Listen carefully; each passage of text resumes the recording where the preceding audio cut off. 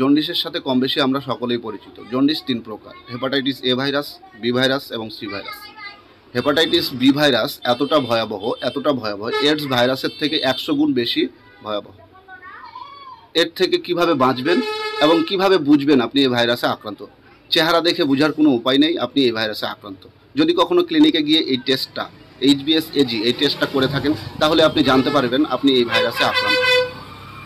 এখন বিষয় হলো, জন্ডিস থেকে আপনি 20% আক্রান্ত হন এবং আক্রান্ত ব্যক্তির লালা, শরীরের ঘাম বা তার পোশাক, ব্লাড ট্রান্সফিউশনের মাধ্যমে যদি আপনি তার ব্লাড নেন, তাহলে এই ফরম্যাটগুলোর মাধ্যমেই আপনি কিন্তু আক্রান্ত হতে পারেন।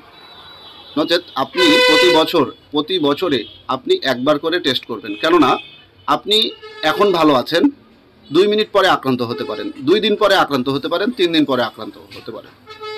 ভিডিওটি ভালো লাগলে অবশ্যই শেয়ার করে সবাইকে দেখার সুযোগ করে দিন।